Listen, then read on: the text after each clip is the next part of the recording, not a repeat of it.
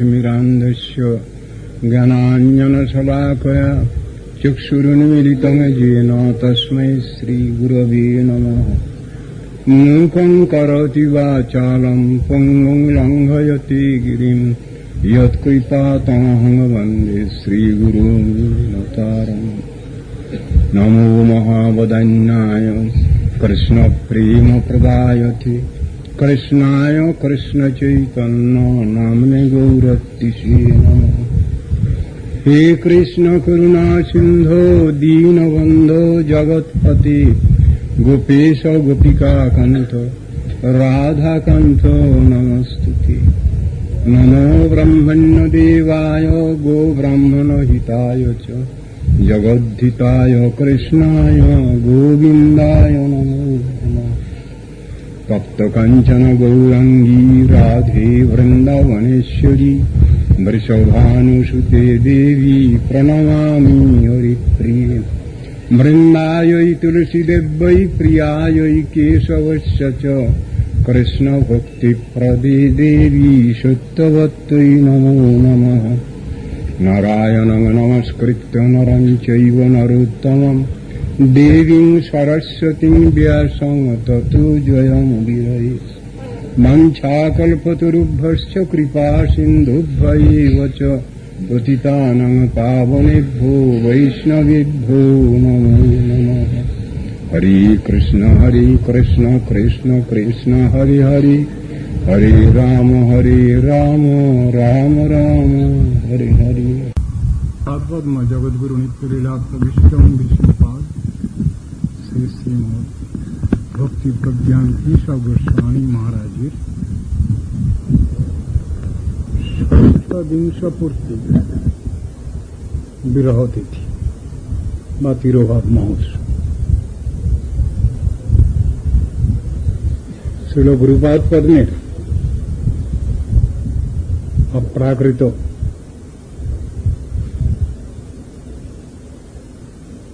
শিক্ষা ও জীবনী আলোচনা প্রতিবারই হয়। প্রতি বৎসরই তাঁর আবির্ভাব তিথি এবং তিরোভাব তিথি দুই আমাদের কাছে উপস্থিত হন। গুরু বৈষ্ণবগণের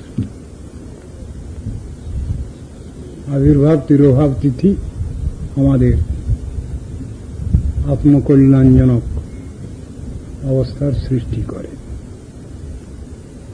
তাঁদের অপ্রাকৃত পূত জীবনী ও শিক্ষা আমাদিওকে সাধন ভজনের অতি উন্নততর স্থানে প্রতিষ্ঠিত করে। প্রতিদিনই হরিগুরু বৈষ্ণব শাসন হওয়া প্রয়োজন। গুরু বৈষ্ণবগণের মহিমা মাহাত্ম্য কীর্তন করলে আমাদের পারমার্থিক কল্যাণ লাভ হয়। হরিগুরু বৈষ্ণব তিনের স্মরণে হয় বিঘ্ন বিনাশন সর্ববাঞ্ছিত পূরণ। সুতরাং সাধন ভজনে প্রয়াসী ব্যক্তিগণের নিত্য প্রাত্যহিক কৃত্য হিসাবে এগুলো মেনে নিতে হয়।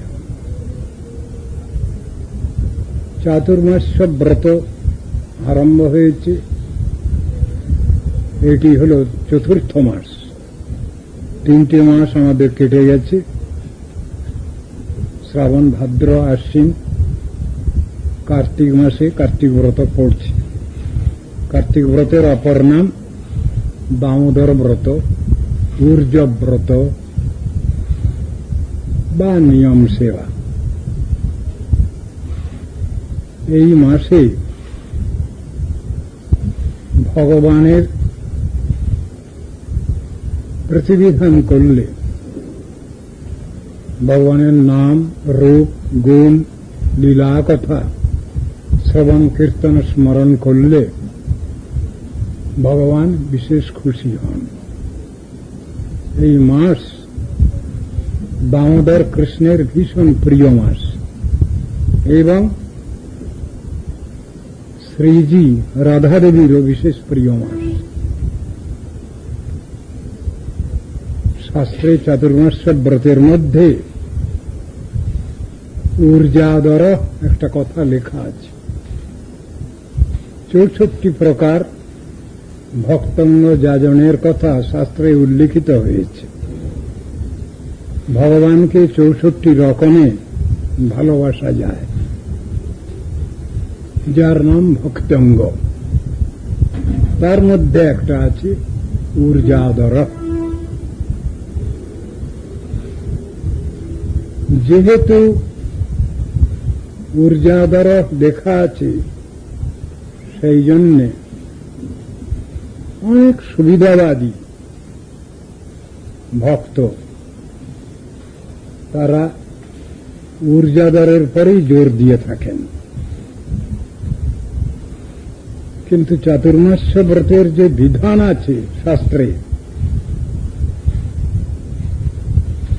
সেটাকে প্রায় একরকম উপেক্ষাই করা হয়।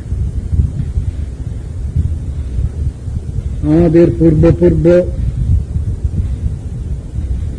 মহাজনগণ, গোস্বামীগণ তারা এই চাতুর্মাস্য ব্রত পালন করেছেন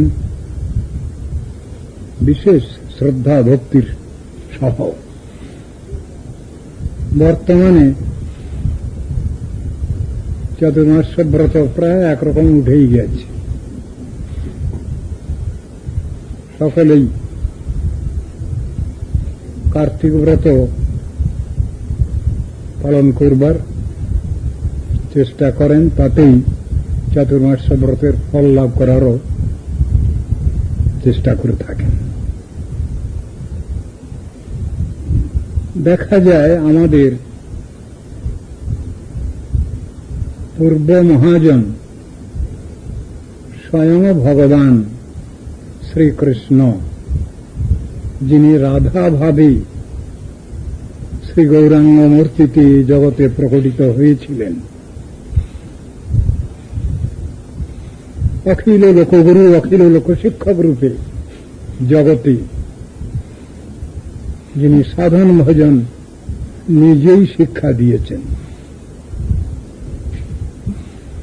স্বয়ং ভগবান নিজে হাতে শিক্ষা না দিলে আমরা শিক্ষাটা ঠিক মানতে পারি না। কাল প্রসঙ্গক্রমে আলোচনা করেছিলাম আমরা গীতার বাক্য। কৃষ্ণ অর্জুনকে বলছেন, উৎসীদয়ুরিমে লোকা ন কুর্যা কর্ম চেদহম। অর্জুন, আমি নিজে স্বয়ং মালিক হয়েও কষ্টকর পরিশ্রম কেন করছি জানো? যদি আমি এই কষ্টকর পরিশ্রম না করি তাহলে লোকে কেউ কিছু করবে না। সেই জন্য আমি মূল মালিক হয়েও আমাকে এ কষ্ট স্বীকার করে জগৎকে শিক্ষা দিতে হচ্ছে। গীতায় এটা স্পষ্ট। আবার এই কথাও তিনি অর্জুনকে বলছেন, লক্ষ্য করে, যদ্যদাচরতি শ্রেষ্ঠ তত্তদেব ইতরো জন সযৎ প্রমাণং কুরুতে লোকস্তদনুবর্ততে। শ্রেষ্ঠ ব্যক্তি যা আচরণ করেন, অনুশীলন করেন, যা শিক্ষা দেন, সবটাই পরবর্তী যারা সাধক আছেন তারা সেটাকে মেনে নেন, সেইটারই অনুবর্তন করেন। সেই জন্য আমাকে এ কষ্টকর পরিশ্রম করতে হচ্ছে। চৈতন্য মহাপ্রভু তিনি তো অভিন্ন ব্রজেন্দ্র নন্দন। রাধা ভাবদ্যুতি সুবলিতং নৌমি কৃষ্ণস্বরূপম, সেই মূর্তিতে তিনি এসেছেন। তার আগমন বার্তা শাস্ত্রে বিভিন্ন জায়গায় সুন্দরভাবে বুঝানো আছে, তার স্বরূপ ব্যাখ্যা করা আছে। নরহরি সরকার ঠাকুর তিনি একটা শ্লোক রচনা করে তার আবির্ভাবের কথা ঘোষণা করেছেন। কৃষ্ণ দেব কলিযুগ ভবং লোকমালক্য সর্বং পাপাসক্তান কৃপা সিন্ধুশ্চৈতন্যমূর্তি তস্মিন যে সঙ্গনভূতি সদা কৃষ্ণ বুদ্ধির নরানম ধিক্তান ধিক্তান ধিগিতি ধিগিতি ব্যহরেত কিং মৃদঙ্গ। মৃদঙ্গে যে খোলের বোল আছে সেই বোলের মধ্যে এই কথাটা বলা হচ্ছে কি, তার জীবনে ধিক, তার জীবনে ধিক, ধিক্তান ধিক্তান। এই বোলের মধ্যে সে পরম করুণাময় যে ভগবান কৃষ্ণচন্দ্র তিনি গৌরাঙ্গ মূর্তিতে শচী সিন্ধু গর্ভমাঝি আবির্ভূত হয়েছেন। কলিজীবের অশেষ দুর্দশা দেখে পাপাসক্তান কৃষ্ণ চৈতন্য মূর্তি তিনি জন্মগ্রহণ করছেন তাদের কল্যাণের জন্য। এখানে যে ভগবান, তাতে যদি কারো ভগবত বুদ্ধি না হয়, কৃষ্ণ বুদ্ধি না হয়, তাহলে সেই ব্যক্তি স্বচ্ছতর। তাকে যদি কেউ সাধারণ মনুষ্য বুদ্ধি করে তাহলে জগতের অকল্যাণ। কথাটা ব্যাখ্যা করেছেন। সেই জগৎগুরু লীলাভিনয়কারী ভগবান জগৎকে কিভাবে সাধন ভজন করতে হবে, কিভাবে ভগবানকে পেতে হবে, কেমন আকুলতা ব্যাকুলতা প্রয়োজন শিক্ষা দিয়েছেন। তিনি নিজে চতুর্মাস্য ব্রত করেছেন। চৈতন্য মহাপ্রভু আপনারা জানেন, দক্ষিণ দেশে গিয়ে তিনি চতুর্মাস্য ব্রত করেছেন শ্রীরঙ্গমে। পরবর্তীকালে তার পার্শ্বদগণ তারাও সে নীতি আদর্শ প্রদর্শন করেছেন। সকলের শেষের দিকে যদি আমরা টানি তাহলেও দেখা যায় সিদ্ধ জগন্নাথ দাস বাবুজি মহারাজ, শ্রীল সচ্চিদানন্দ ভক্তি বিনোদ ঠাকুর, শ্রীল ভক্তি সিদ্ধান্ত সরস্বতী প্রভুপাদ, আসমদীয় গুরুপাদ শ্রীল ভক্তি প্রজ্ঞান কেশব গোস্বামী, এরা সবাই চাতুর্মাস্য ব্রত করেছেন, ঊর্ধ্বব্রত পালন করেছেন সুন্দরভাবে। কিন্তু এখন আমরা কিছুটা ফাঁকিবাজির মধ্যে পড়ে গেছি। বাজারটা কিছু সস্তা করে নিচ্ছি, কষ্ট স্বীকার করার প্রবণতা, ধৈর্য, উৎসাহ আমাদের নাই। সেই জন্যই চতুর্মাস্যকে প্রায় বাদ দিয়ে এসে পড়েছি কার্তিক মাসের মধ্যে। সবটাই করতে হবে। যেমন আজকাল সরস্বতী প্রভুপাদের সময়ে যখন তিনি প্রথম মঠ মিশন যখন গড়েন, আরম্ভ করেন, সে সময় আইনের কিছুটা প্রথমের দিকে শিথিলতা ছিল, কিন্তু পরবর্তীকালে পুরো আইনটা চালু হয়েছে। ব্রতোৎসবাদির যেসব স্মৃতি গ্রন্থ রয়েছে, নবদ্বীপ পঞ্জিকা বলুন, শ্রী চৈতন্য পঞ্জিকা বলুন, ওগুলো তো তখনও চালু ছিল। তাতে তো উপবাসের তালিকা দেওয়া আছে, উপবাস হতো। এখন অনেকেই বলছেন প্রভুপাদের সময়ে যখন এরকম কড়াকড়ি কিছু ছিল না, সুতরাং আমরা এটা করব না, বা না করলেও চলে। এমন কথাগুলো এসেছে, খুবই দুঃখের কথা। আমরা তো সবসময় ফাঁক খুঁজছি, ফাঁকি দেওয়ার চেষ্টায় আছি।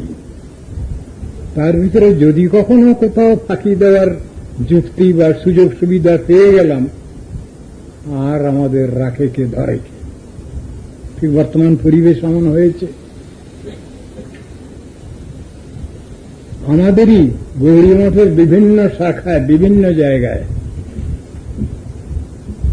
যারা যারা পৃথক পৃথক ভাবে মঠটট করে বসেছেন, তাদের অনেকের মধ্যেই দেখা যাবে তারা চাতুর্মাস্যব্রত করছেন না।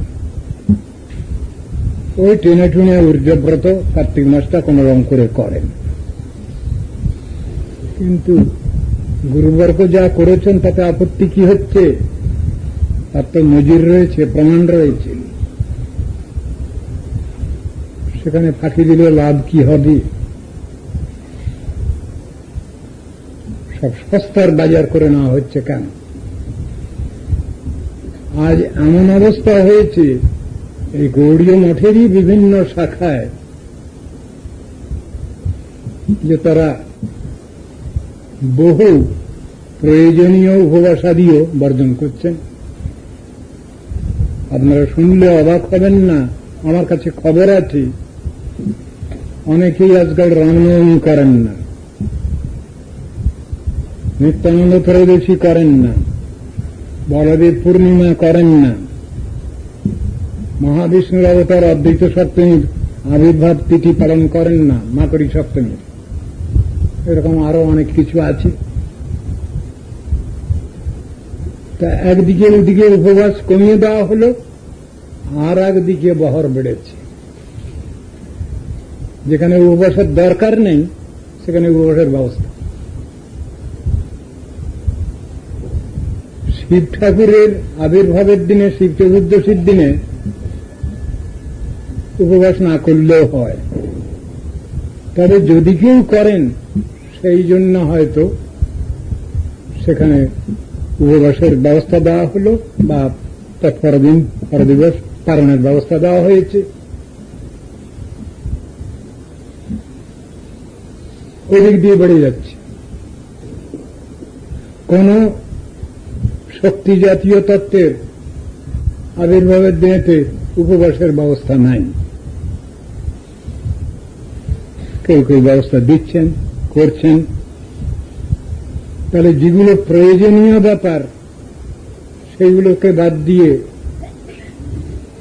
অল্প প্রয়োজনীয় না করলেও চলে, সেইগুলো করার অর্থ কি হচ্ছে? এগুলো বিশেষ লক্ষ্য করবার বিষয়। রামনবমীকে বাদ দিচ্ছেন কেউ কেউ, তার পিছনে যুক্তি কি? মা রামচন্দ্র পূর্ণ অবতার নন, সেই জন্য রামনবমী তিথি পালন না করলেও চলবে। কয়েক বৎসর এক মঠে রামনবমী তিথি উপবাস করা হল না। এইরকম ধরনের খামখেয়ালি খুশিপনা চলছে আজকাল। আমরা যদি মহাজন যে না গতাচ্ছ পন্থা, এইটাই যদি আইন হয়, তাহলে আমরা ওটাকে ছাড়ছি কেন, ছাড়তে যাচ্ছি কেন? আবার নূতন নূতন ব্যবস্থাই বা প্রবর্তন করছি কেন? এগুলো আমাদের হিসাব নিকাশ করা দরকার। পুরনোটাকে ধরে রাখা যদি প্রয়োজন আছে, তার পিছনে যদি তত্ত্ব সিদ্ধান্ত আছে, সেটা করতে হবে। কিন্তু যে জিনিস বিশেষ প্রয়োজন, যে ব্রত উপবাসের ব্যবস্থার স্বয়ং চৈতন্য মহাপ্রভু দিলেন, সেই জিনিসটা আমরা ছাড়তে যাচ্ছি কেন? শ্রীমন মহাপ্রভু তিনি হরিভক্তি বিলাস বৈষ্ণব স্মৃতির রচনার জন্য পয়েন্ট দিলেন সনাতন গোস্বামীকে। তার ভিতরে দেখা যাচ্ছে একাদশী, জন্মাষ্টমী, বামন দ্বাদশী, শ্রীরাম নবমী আর নৃসিংহ চতুর্দশী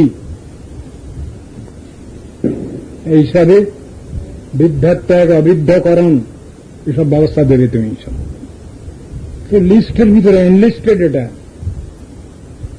সেগুলো কি করে বাদ দিচ্ছি আমরা? তাহলে মহাপ্রভুর কথা কতটুকু শুনছি, মানছি? উপরওয়ালা গোস্বামী গুরুবর্গের কথা কতটুকু শুনছি, মানছি আমরা? এগুলো চিন্তা করার ব্যবস্থা নয় কি? এগুলো তো চিন্তার দরকার। এগুলো শুধু ঊর্জাদর করলে হবে না। কেন না? পূর্ববর্তী মহাজনগণ, গোস্বামীগণ তারা তো পথ দেখিয়ে গেছেন। মহাজনগণ যে পথে করেছেন গমন, সেই পথ প্রাতঃস্মরণীয়।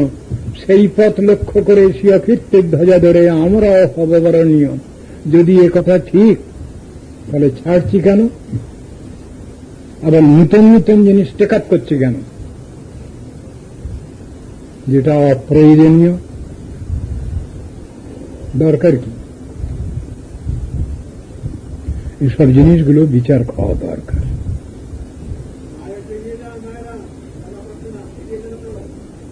সরেছ না তোমরা, জায়গা ধরছে না। তীর্থ মাসে পড়ছে আজ থেকে ঊর্ধ্বব্রত, কার্তিক ব্রত বা দামোদর ব্রত বা নিয়ম সেবা আরম্ভ হচ্ছে।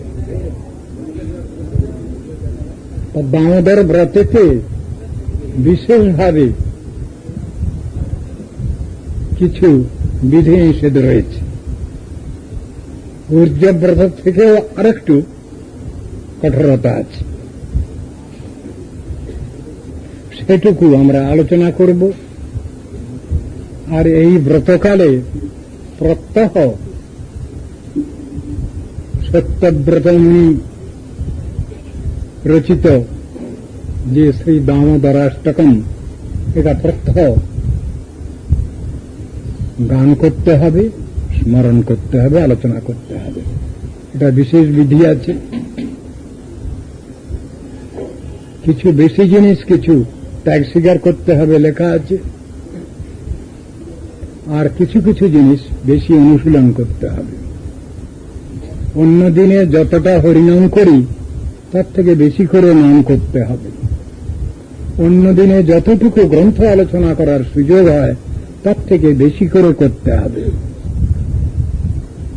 অন্য সময়ে যতটা সেবা কাজ করি, শ্রী বিগ্রহের ঠাকুরের পূজা অর্চন ইত্যাদি, আর বেশি ভালো করে করতে হবে। অন্য সময়ে যতটা হরিকথা শ্রবণের সুযোগ পাই তার থেকে বেশি সুযোগ নিতে হবে। এসব কথাগুলো লেখা আছে।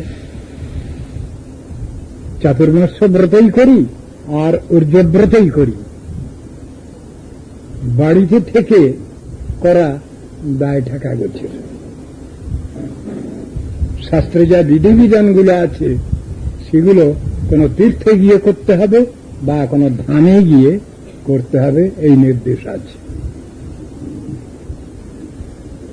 না গৃহে কার্তিকিং কুর্যাৎ বিশেষেণ তু কার্তিকম, তীর্থে তু কার্তিকিং কুর্যাৎ সর্বযত্নেন ভামিনী। শিব ঠাকুর শিবানীকে বলছেন, তীর্থে গিয়ে, ধামে গিয়ে কার্তিক ব্রত পালন করো। তাহলে বিশেষ বৈশিষ্ট্য আছে কথাটার। তীর্থে গিয়ে করা, ধামে গিয়ে করা, এটাও বুঝতে হবে।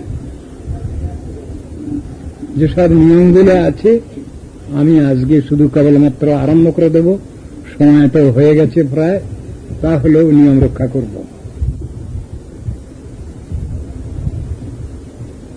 পড়েছি আজ তার প্রথম দিবস, ষোড়শ বিলাস, পরিভক্তি বিলাস। তাতে বলছেন অথ কার্তিক কৃত্যম দামোদরং প্রপদ্যেহং শ্রীরাধা রমণং প্রভুং প্রভাবাদ যস্য তৎপৃষ্ঠ কার্তিক সেবিতু ভবেৎ।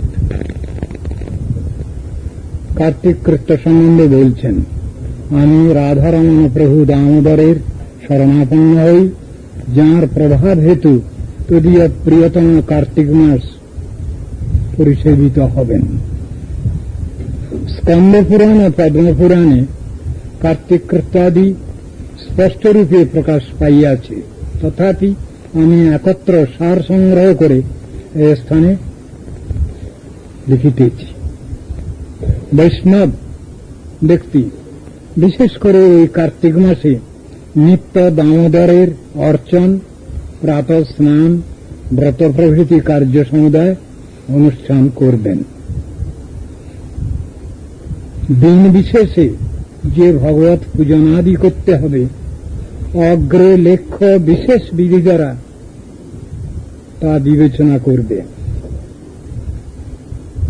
কার্তিক ব্রতের নিত্যতা স্কন্দ পুরাণে ব্রহ্ম নারদ সংবাদে বলছেন, হে ধার্মিক শ্রেষ্ঠ, যে ব্যক্তি দুষ্প্রাপ্য মনুষ্যত্বকে প্রাপ্ত হয়ে কার্তিকোক্ত ধর্ম আচরণ না করে, সে ব্যক্তি পিতৃমাতৃ হত্যা নিমিত্ত পাপে পাতকী হয়। যে ব্যক্তি কোন নিয়ম ধারণ না করে যদি দামোদর প্রিয় কার্তিক মাস ক্ষেপণ করে, তাহলে সে সর্বধর্ম বহিষ্কৃত হয়ে তির্যকজনী লাভ করে। হে মুনিশ্রেষ্ঠ, যে নর কার্তিক মাসে ব্রত না করে, তাকে ব্রহ্মহ গোগ্ন স্বর্ণস্তেই সর্বদা মিথ্যাবাদী বলিয়াই জানিবে।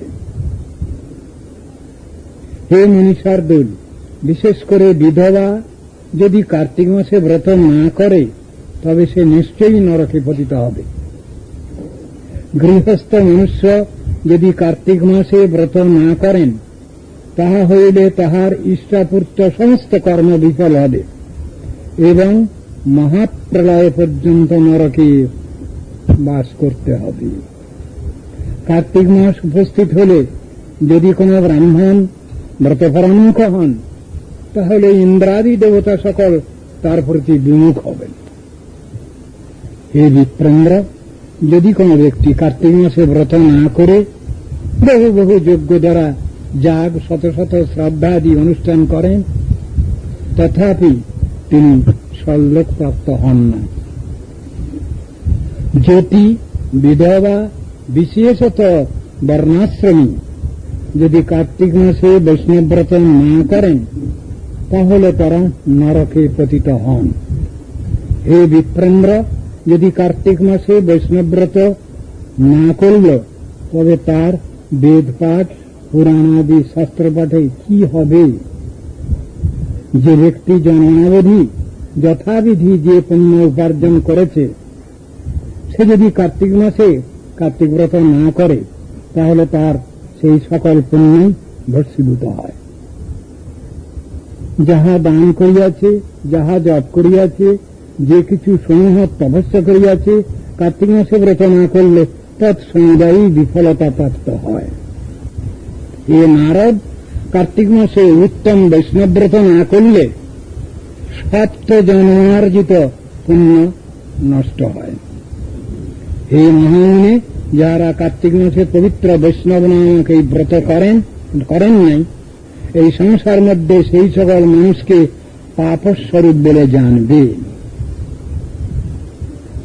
পরপর আলোচনা করা যাবে রোজই কিছু কিছু। আজ এখানে ওইটুকু থাক। দামোদরাষ্টক কোথায় গেল? শ্রী শ্রী দামোদরাষ্টকম। নানানীশ্বরং সচ্চিদানন্দ রূপং লসৎকুণ্ডলং গোকুলে ভ্রাজমান যশোদা ধিয় লুখ লব্ধবমান পরামৃষ্টমত্যং ততদ্রুত গোপ্যা। রান্না আছে, মিলনবাদ আছে, টিকানুবাদ আছে, সবই আলোচনা করতে হবে রোজই। আজ আমি শুধু আরম্ভ করে রাখব মিলনবাদ।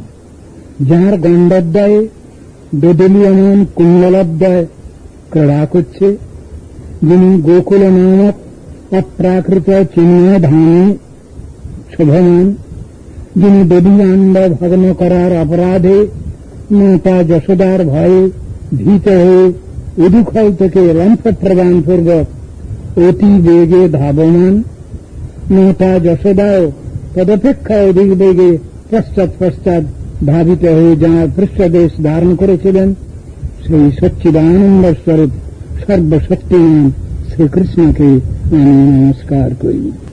আজ এইটুকু করে আমি শেষ করছি। কাল এর পরের থেকে বিস্তারিত আলোচনা কাল থেকে হবে। कार्तिकेनार्चितोद्देस्तु भक्तिभावेन केशव नरकं ते गमिष्यन्ति जन्मरूपेस्तु जन्तता जन्मकोटिसहस्रेषु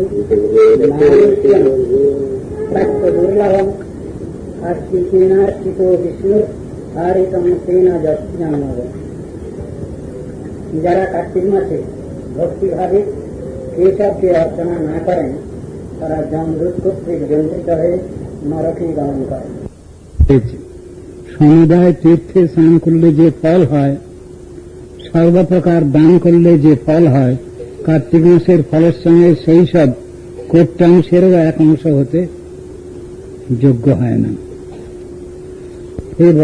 যেমন নদী, পর্বত এবং সমুদায় সকলের ক্ষয় উৎপন্ন হয় না, তদ্রূপ কার্তিক মাসে যা কিছু পুণ্য করুক বা পাপই করুক তার কখনো ক্ষয় হয় না। সেই জন্য আপনারা সবাই পাপ পুণ্য দুটোই করবেন না। এখানে একটা কথা বলা হয়েছে, শাস্ত্রে এমন অনেক ধরনের কথা আছে যে কথাগুলো মানেটা একটু উল্টো পাল্টে। যে কথা দুই রকম ধরনের অর্থ বহন করে।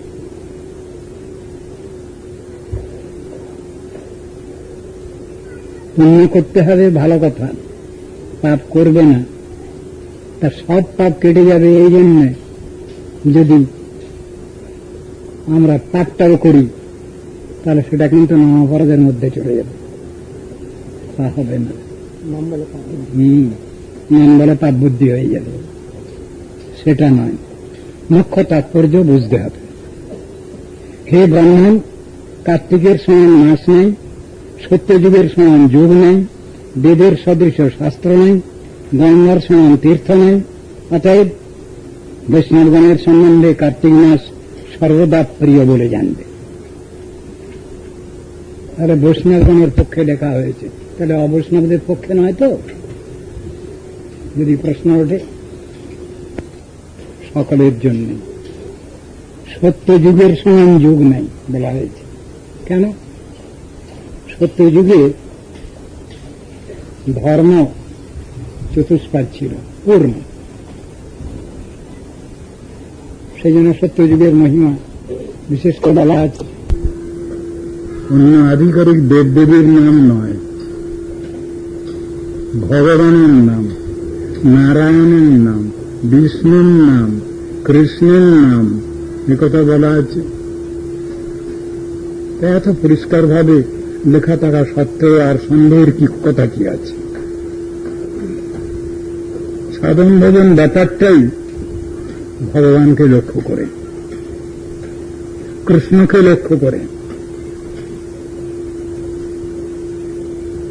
কেন এই কথা বলছেন? যেহেতু উপাসনার কথা, আরাধনার কথা, সাধন ভজনের কথা, সেই জন্যই এই কথাটা আসছে। আমরা কার নাম জপ করব? কৃষ্ণ নাম জপ করব। কৃষ্ণ নাম, হরিনাম বড়ই মধুর, যেই জন কৃষ্ণ ভজে সে বড় চতুর। তাহলে সব জায়গাতে কৃষ্ণ কথাটাই এসেছে। সাধু সঙ্গে কৃষ্ণ নাম এইমাত্র চাই, সংসার জিনিতে আর কোন বস্তু নাই। তো কৃষ্ণ নামের কথাই তো এলো। হরের নাম, হরের নাম, হরের নামৈব কেবলম, কলৌ নাস্তিব নাস্তিব নাস্তিব গতিরন্যতা। তো ত্রিসত্য করে বলছেন শাস্ত্র, সেখানে হরিনাম, অন্য কোন নামের ব্যবস্থা। সুতরাং কৃষ্ণ নাম, হরিনামই করতে হবে আমাদের। এর দ্বারা ভক্তি লাভ হবে, মুক্তি লাভ হবে, ভক্তি লাভ হবে, সাধন ভক্তি, ভাব ভক্তি, প্রেম ভক্তি সব লাভব। এই নাম সাধন এবং এই নাম সাধ্য, এটা বোঝানো আছে সুন্দরভাবে। যারা সত্যযুগে বাস করেছিলেন তারা অনেক সৌভাগ্যবান বলে বলি আমরা। কিন্তু কলিকালেও খুব একটা অসুবিধা নেই। তাও আর একটা বিশেষ কলি, যার নাম ধন্য কলি। যে যুগে ভগবান এসেছেন তার যে পরবর্তী কলি, তার আবার বৈশিষ্ট্য বেশি। অষ্টাদশতম চতুর্যুগের অন্তর্গত যে দ্বাপর যুগ, ভগবান এলেন কৃষ্ণচন্দ্র। আবার এরই কলিকালে স্বয়ং চৈতন্য মহাপ্রভু এসেছেন। সুতরাং এই কলিকে বলা হয় ধন্য কলি। ধন্য কলিতে ধন্য কলি ধন্য মিটাই চৈতন্য পরম করুণা করি তিনি এসেছেন। এটা বিশেষ কলি, এর জন্য তো ব্যবস্থা সব ভালো ভালো ব্যবস্থা দেওয়া আছে। সুতরাং প্রস্থানের কোনো কারণ নেই। যদি মনে করি আমাদের লোকসানে পড়ে গেছি, তা নয় ঠিক। মহাজন পদাবলীর মধ্যে আমরা পাচ্ছি এক জায়গায়, সেখানে রয়েছে যখন গৌর নিত্যানন্দ অদ্বৈতাদি ভক্তবৃন্দ নদিয়া নগরে অবতার, তখনও না হইল জন্ম, এ দেহের কিবা কর্ম, মিছা মাত্র বহি ফিরিবার। একটা দুঃখের কথা বলা হয়েছে যে গৌর নিত্যানন্দ প্রভু পঞ্চতত্ত্ব যখন জগতে আবির্ভূত হয়েছিলেন, আমার তখন জন্ম হয়নি, তাদের সাক্ষাৎ সান্নিধ্য লাভ করিনি। এখানে দুঃখের কথা একটা আছে। কিন্তু আবার একটা জিনিসও আবার গুরু বৈষ্ণবগণ পদকর্তা চিন্তা করেছেন যে তখন যদি আমার জমার ঘর কম ছিল, যদি আমি তাদের দর্শন করে যদি অপরাধ করে ফেলতাম, সেও তো আর একটা কথা। আমি কৃষ্ণের ভক্ত হব, এর থেকে ভালো ভাব আমি নিতাই গৌরের ভক্ত হব, ভালো কথা। আবার কৃষ্ণ ভক্ত বললে একটু অহংকার আসে, সেই জন্য বললাম আমি কৃষ্ণ ভক্ত হতে চাই না। বলে তাহলে কি হবেন আপনি? না, আমি ভক্তের ভক্ত হব। তা এই একটা বিচার। কৃপাচার্য বোধহয় বললেন, মজ্জন্মনা ফলমিদম মধুকৈঠ ভারে মত প্রার্থনীয় মদনুগ্রহ এব। আমার এইটাই জীবনের সফলতা, আমার প্রতি এইটাই কৃপা আমি মনে করব। কি ভগবান যদি আমাকে ভাবেন, কি ভাবেন? তদ্ভৃত্ত ভৃত্ত পরিচারক ভৃত্ত ভৃত্ত ভৃত্যস্য ভৃত্ত ইতিমাং স্মর লোকনাথ। হে লোকনাথ, হে ভগবান, তুমি যদি আমাকে তোমার ভৃত্যের ভৃত্যের ভৃত্য দশানুদাস বলে ভাবো, তাহলে আমার জীবন সার্থক, জন্ম সফল। দৈন্য আমি যদি কৃষ্ণের ভক্ত বলি তাহলে অহংকার আসে, আমি যদি কৃষ্ণের ভক্ত বলি তাহলেও কিছু অহংকার থেকে যায়। কিন্তু আমি কৃষ্ণের ভক্তের ভক্তের ভক্ত এমন কথা যদি আসে, তাহলে অহংকার থাকলো না। কিন্তু সেটা অন্তরের ব্যাপার, এটা অন্তরনিষ্ঠা, অন্তর্দর্শন, মুখে বললে হবে না। তাহলে অভ্যাসটা রাখতে হবে, যেন প্রাণ খুলে বলতে পারি। এ কথাও রয়েছে চৈতন্য চরিতামৃত করে এক জায়গায় বলছেন, ভক্ত বলে যে অভিমান, ভৃত্য বলে যে অভিমান, সেবক বলে যে অভিমান, এটা খুব বড় কথা। অল্প করি নামানিহ দাস হেন নাম, অল্প ভাগ্যে দাস নাহি করে ভগবান। খুব সুন্দর কথা, এটাও তো বোঝানো হয়েছে। আমি ভগবানের সেবক সেবিকা, এটা বহু ভাগ্যের কথা। আগে আমার ভিতরে দৈন্যভাব আসুক, দীনতা আসুক, অমান্য মানব ধর্ম আসুক, আর ভগবান যদি মেনে নেন, গুরু বৈষ্ণবগণ যদি মেনে নেন, তাহলে তো আমার হয়ে গেল সব। এটা হল ঠিক দৈন্যভাব। একজন প্রচুর সদ্গুণে ভূষিত,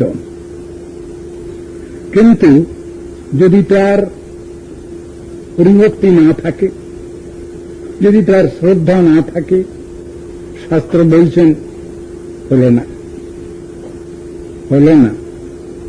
কেন?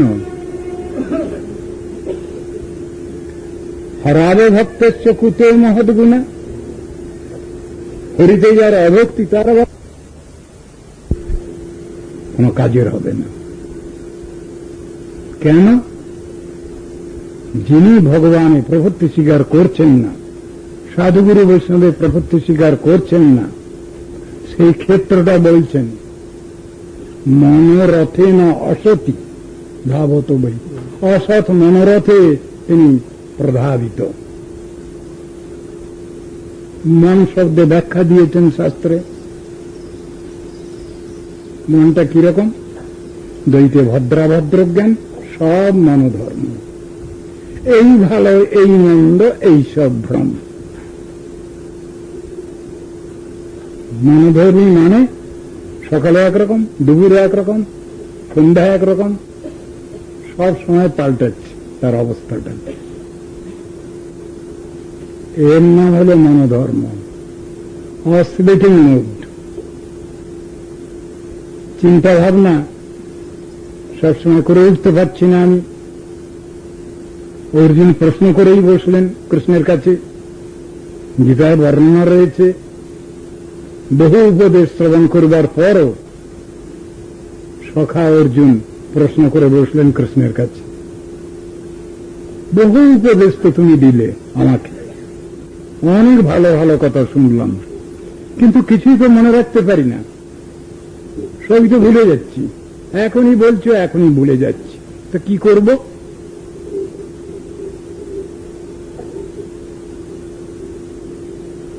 চঞ্চলং হি মনঃকৃষ্ণ প্রমাথি বলবদ্দৃঢ়ম তস্যাহং নিগ্রহং মন্যে বায়ুরিব সুদুষ্করম।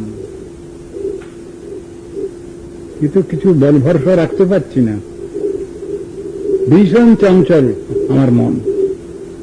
কি করি বলতো? কি করে আমি এসব কথা মনে রাখতে পারবো? সব ভুলে যাচ্ছি।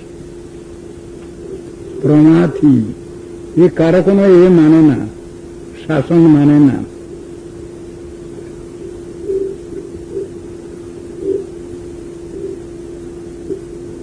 প্রশ্ন কি উত্তর দিয়েছেন? অর্জুন এই যে প্রশ্ন করেছেন, এর উত্তর তো কৃষ্ণ দিয়েছেন গীতায়। অসংশয়ং মহাবাহো মনো দুর্নিগ্রহং চলম অভ্যাসেন তু কৌন্তেয় বৈরাগ্যেন চ গৃহ্যতে। যা বলছো অর্জুন, সখা ঠিকই বলছো, মন বড়ই দুষ্টু, মন বড়ই চঞ্চল। তথাপি চঞ্চলতা পরিত্যাগ করবার জন্য তোমাকে দুটা উপায় অবলম্বন করতে হবে। একটা অভ্যাস যোগ, মনটাকে সব সময় এনগেজমেন্ট দিতে হবে, চাকরি দিতে হবে। যখনই সে নিশ্চিন্তভাবে থাকবে, কোনো চাকরি ছাড়া, কোনো কাজ ছাড়া, তখনই সে উল্টো পাল্টা করবে, কেন ওটা বদ্ধমানের ধর্ম। সেদিনে তাকে কাজ দিতে হবে সবসময়, এনগেজমেন্ট দিয়ে রাখতে হবে। তা এনগেজমেন্ট যদি দেবে তো ভালোটাই দেবে, ভালো কাজ দেবে, তাকে ভগবত সম্পর্কিত কাজ দেবে, আত্মোন্নতি সূচক কাজ তাকে দেবে, সেই কাজে তাকে নিযুক্ত রাখবে, তাহলে ভালো হবে। হরিনাম করছি আমি, হরিনাম করতে করতে অন্যমনস্ক হয়ে গেলাম, অপরাধ। নামেতে অনবধান, হয় অপরাধ, তাহাকে পুরাণকর্তা বলেন প্রমাদ। খারাপ কথা এটা, না অপরাধের মধ্যে রয়েছে। তাহলে ভালো জিনিস তাকে দিতে হবে, ভালো কাজ, ভগবত সম্পর্কীয় কাজ, শ্রদ্ধা ভক্তিমূলক কাজ তাকে দিতে হবে এনগেজমেন্টে। আমি করতে বসলাম, বইটা ধরে আছি,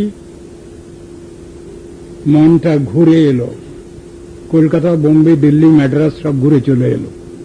বইটা কিন্তু ধরাই আছে হাতে। মুশকিল, অনবদান, কিন্তু ওকে কন্ট্রোল করতে হবে। কিভাবে? মনকে কাজ দিয়ে। দুষ্টু ছেলে সব সময় দুষ্টুমি করছে, এটা ধরছে ওটা ভাঙছে করছে। একটু খেলনা টেলনা দিয়ে দেন, চুপচাপ বসে থাকবে। তো মনকে ওরকম কাজ দিয়ে দিতে হবে, এনগেজমেন্টটা তাকে দিতে হবে। বলে কেন এই কথা? শাস্ত্রে এই উপদেশ কেন? শাস্ত্রেই বুঝিয়েছেন, মনটা যখন ফাঁকা থাকে তখন সে চারিদিকে দৌড়াদৌড়ি করে, আসল কাজ ফেলে দিয়ে চারিদিকে দৌড়াদৌড়ি করে। যেটা ইংরেজিতে আমরা পাই, a vacant mind is the devil's workshop. শূন্য মন শয়তানের বাসা বলা হয়। তা সেই জন্য তাকে এনগেজমেন্ট যদি দিতে হয়, তাহলে ভালো এনগেজমেন্ট দেব, ভগবত চিন্তা করবার অবসর দেব। হরিনাম করছি, করতে করতে ঘুম আসছে, দাঁড়িয়ে থাকতে হবে, বা চলাফেরা করতে করতে হরিনাম করতে হবে, তাহলে ঘুমটা আসবে না। আচ্ছা, ওটাকে রেখে দিলাম, হাতের কাজ কিছু করা যাক। আমি তো ভগবানের সংসারে আছি, ভগবানের সংসারে আমার প্রতিজ্ঞা, আমি সবটাই ভগবত প্রীতি কামনায় করব। তখন হাতের কাজ কিছু আরম্ভ করলাম, সেরা কাজ। ঘুম ছেড়ে গেল, চলতে লাগলো ওটা। মা যশোদা তিনি রাজরানী, তো তার তো দাস দাসী অনেক। ছেলেটা পরের বাড়িতে চুরি করে খাচ্ছে মাখন, মাখনা চোর অনুরারি, নালিশ বহু রকম আসছে মা যশোদার কাছে, কিন্তু কোন নালিশই তিনি বিশ্বাস করতে পারেননি। আমার গোপাল তো আমার কাছেই শুয়ে থাকে সব সময়, এ চুরি করে কখন?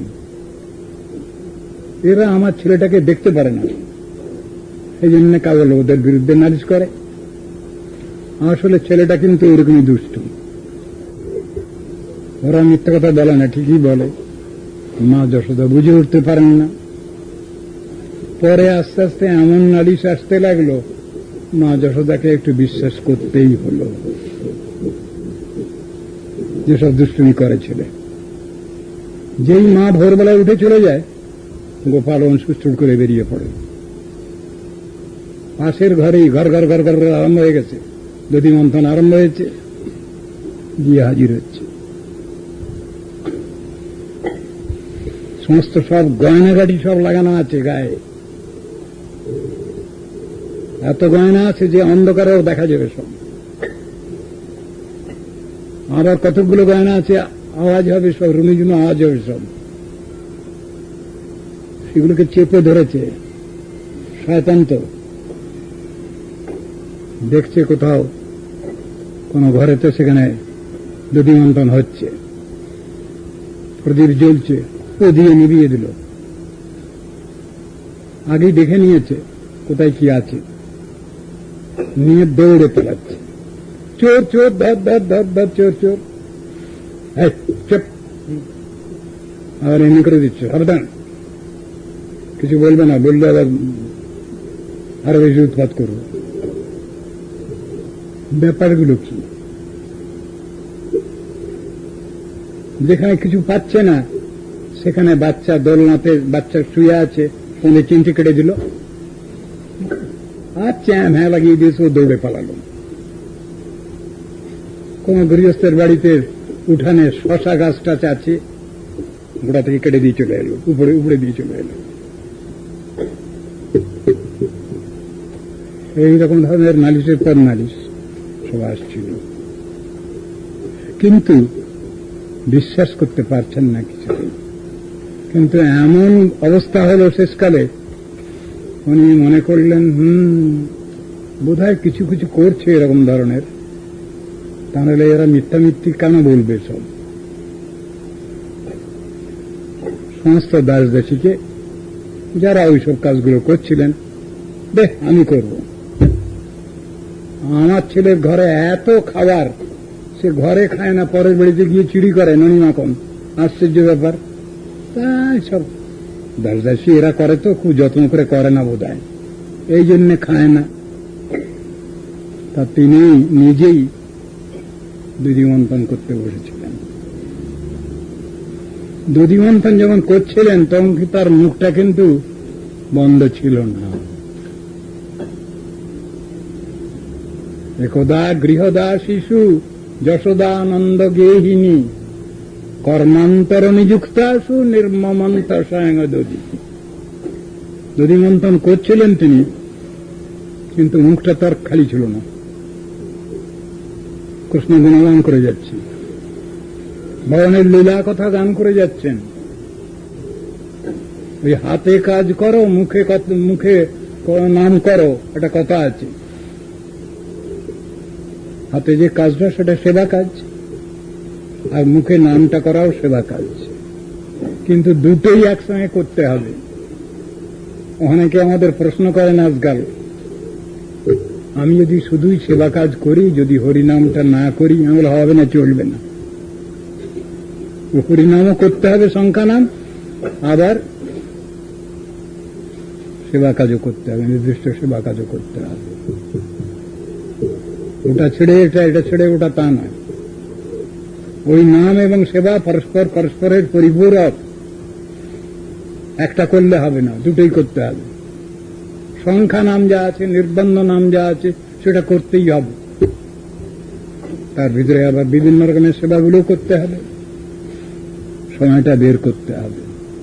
এই সংসারটা এমনই, এই সংসার আমাদের সময় দেয় না কাকু, সময় করে নিতে হবে। আমাকে কেউ সময় দেয় না এই সংসারে। আমার গুরুদেবের কাছে আমি ব্যাখ্যা শুনেছিলাম, সংসারটা কিরকম জানিস? না, জানি না। বলুন। বলে, সংসারে কেউ কখনো সময় দেয় না। কিরকম? না, তোর হাড় খাবো, তোর মাছ খাবো, তোর চামড়া দিয়ে ডুগডুগি বাজাবো, এই হইল সংসারের স্বরূপ। সংসার তো কখনো অবসর দেয় না আমাকে। আমি খেটে খেটে মরে গেলেও কখনো একবার মুখে বলে না, আমরা তোমার কাজের জন্য বড় কৃতজ্ঞ আছি, যা যথেষ্ট করেছো তুমি। এ কখনো কারো মুখ দিয়ে শোনা যাবে না, বরং সমালোচনা, তারপরেও সমালোচনা, যতই করুক না কেন। তাহলে সেই সংসারে আমি লোকের কাছ থেকে সময় অবসর আশা করি কেন? আশা করা বৃথা। যদি সাধন ভজন করতে হয় আমাকে, নাম ভজন যদি করতে হয়, সেবা কাজ যদি করতে হয়, ঠাকুরের সেবা পূজা করতে হয়, সময় বের করতে হবে আমাকে। রুটিন লাইফ দরকার, রুটিন ছাড়া চলবে না, তাহলে সময় বেরোবে না। তা সব জিনিসটা নিয়েই আমাদের চলতে হবে। হরিনামও করতে হবে, সেবা কাজও করতে হবে, একটু শাস্ত্রগ্রন্থ আলোচনা করতে হবে, 5 জন লোক এলে পরে তাদের আদর যত্নও করতে হবে। কোনটা ছাড়বো আমি? সব কাজগুলি আমাকে করতে হবে, কিন্তু সময় অনুসারে। এটাই তো নিয়ম। জগতে কেউ আমাদের সময় দেয় না, আবার সময় কিন্তু ঠিক চলে যায়, বয়ে যায়। Time and tide wait for none. সমুদ্রের ঢেউ ঠিকই চলে যায়, সময়ও চলে যায়। যদি চলে যায় চলমান বস্তু, তাকে ধরে রাখতে হবে তার সদ্ব্যবহার করে, বেস্ট ইউটিলাইজ করে। একথা শাস্ত্রে সব জায়গায় লেখা আছে। বেগে ধায় নাহি রয় স্থির, সহায় সম্পদ বল সকলি গুচালকাল, আয়ু যেন পদ্মপত্রে নীর। মহাজন বাণীতে রয়েছে। আমরা সবাই ভাবছি, আরে এখনো ঢের ঢের সময় আছে রে, এখন সংসারে কিছু ভোগচুক কর। ওই যখন বুড়া থুড়থুড়া হয়ে যাবে, বলে কিরকম বুড়া থুড়থুড়া? অঙ্গং গলিতং ফলিতং মুন্নং দশনাদিহীনং জাতং তুন্নং করদৃত কম্পিত শোভিত দণ্ডং তদপি ন মুঞ্চত্তাশা ভান্নম। যাবজ্জননম তাবন মরণম তাবজ্জননী জঠরে শয়নম ইতি সংসারে স্ফুটতর দোষ কথমিহ মানব তব সন্তোষ। ওইগুলো চিন্তা করতে হবে। খাতব কান্তা কস্তে পুত্র সংসারোয়ম অতীব বিচিত্র, কস্যত্তং বা কুত আয়াত তত্তং চিন্তয় তদিদং ভ্রাত। কে তুমি? কোথায় ছিলে? কি করিতে হেথা এলে? কি বা কাজ করে গেলে? পাবে কি সুখ জীবনে? তত্ত্ব জিজ্ঞাসা। এ প্রশ্ন ভিতরে রাখতে হবে, এর উত্তর পাওয়া চাই। সাধন ভজনে প্রবৃত্ত হতে হবে, সময় নাই। নীতিশাস্ত্রে একটা শ্লোক পড়েছিলাম, খুব সুন্দর কথা। যখন টাকা পয়সা রোজগার করব আর যখন বিদ্যা অর্জন করব, সে সময় ভাবতে হবে আমি অজর অমর। আর যখন ধর্মকর্মাচরণ করব, তখন ভাবতে হবে আর সময় নাই, সময় নাই। কৌমার অজরামরবৎ প্রাজ্ঞ বিদ্যামর্থঞ্চ চিন্তয়েৎ গৃহীত ইব কেশেষু মৃত্যুনা ধর্মমাচরেৎ। আমি যখন চাকরি বাকরি করব, যখন লেখাপড়া শিখব, তখন আমি অজর অমর ভাবতে হবে, তা নাহলে ওটা চলবে না। আর যখন ধর্মকর্মাচরণ করব, তখন ভাবতে হবে মৃত্যু আমার কেশে আকর্ষণ করে রয়েছে, ট্যাঁকু করবার উপায় নাই।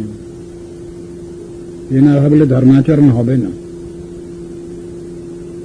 এটা দুর্বলতা নয়। অনেকে বলছেন এটা দুর্বলতা। দুর্বলতা দু রকমের। সাধারণ ভজনহীন ব্যক্তির দুর্বলতা ভগবত চিন্তা না করাটা, ভগবত ধ্যান ধারণা না রাখা, এটা হল দুর্বলতা সাধন ভজনহীন ব্যক্তির। আর হরিভজন করা, সৎপথে এগিয়ে চলা, সাধুগুরু বৈষ্ণবের সেবায় ভজনে ঠিকভাবে সময়টার সদ্ব্যবহার করা, এটা দুর্বলতা নয়, সৎ সাহসিকতা। একথা শাস্ত্রে বলা আছে, সৎ সাহসিকতা। ধর্মের ব্যাখ্যা আজকাল দেওয়া হয় কি? ব্যাখ্যাটা দেওয়া হচ্ছে ভয়ে ভক্তি। ভয়ে ভক্তি বলে আমরা ধর্ম কর্মাচরণ করি কি ভয়ে, এই ব্যাখ্যা দেওয়া হচ্ছে। শাস্ত্র বলছেন যে সব থেকে যাদের চরম সৎসাহস আছে, তারাই সাধন ভজন পথে অগ্রসর হতে পারেন এবং সাধন ভজন করবার জন্য প্রতিজ্ঞাবদ্ধ হতে পারেন। সেই কথাই শিখানো আছে, বুঝানো আছে। দুর্বল চিত্ত ব্যক্তির পক্ষে হরিভজন নয়। আপনার বলে বলিয়ান যিনি, তিনিই এগোতে পারেন সাধন ভজন পথে। শাস্ত্রের বাণী, বেদের বাণী, উপনিষদের বাণী উল্টোপাল্টা ব্যাখ্যা দেওয়া হচ্ছে আজকাল। নয়ম আত্মা বলহীনেন লভ্য, লেখা আছে উপনিষদে। এর কোন কোন কর্মী সম্প্রদায়, জ্ঞানী সম্প্রদায়, তারা বলছেন লাঠি সোটা নিয়ে ধর্ম রক্ষা করতে হবে, লাঠি খেলা চাই, সড়কি খেলা চাই, এইসব দিয়ে নাকি ধর্ম রক্ষা করতে হবে। তো বলহীন লভ্য, এখানে কোন বল? ফিজিক্যাল স্ট্রেংথ না মেন্টাল স্ট্রেংথ না আত্মবল? আত্মবলের কথা বলা হয়েছে। না অয়ম আত্মা বলহীন লভ্য, সেটা হলো বলদেবীর চিদ বল, সেই বলের কথা বলা হয়েছে। এটা শারীরিক কসরত নয়। আত্মা বলহীন লভ্য, বলদেবীর বল। একটা বলদেব একটা অসুরকে বধ করেছেন, দুটো অসুরকে অন্তত বধ করেছেন দেখা যায়। একটা প্রলম্বাসুর, আর একটা অসুর দেখা যায় বেনুকাসুর। এই দুটো অসুরই হল অজ্ঞান, অজ্ঞানের সিম্বল। তা বলদেবের কাজটা কি, গুরুপাদ গৌতমের কাজটা কি? আমরা যে এটা পড়ি, প্রণাম শ্লোকটা পড়ি, অজ্ঞান তিমিরান্ধস্য জ্ঞানাঞ্জন শলাকয়া চক্ষুরুন্মীলিতং येन তস্মৈ শ্রী গুরবে নমঃ। বলি এটা অজ্ঞান তিমির থেকে যিনি আমাকে জ্ঞানালোক প্রদান করেন, সদ্গুরু তিনি। অনেকে আবার উল্টো পাল্টা রহস্য করে ব্যাখ্যা দেন। এবং অজ্ঞান তিমিরান্ধস্য মানে অজ্ঞানের ওজন 3 মণ 10-এর, জ্ঞানাঞ্জন শলাকায় মানে জ্ঞানের ওজন 16 ওজন। এরকম অর্থ করছেন আজকাল।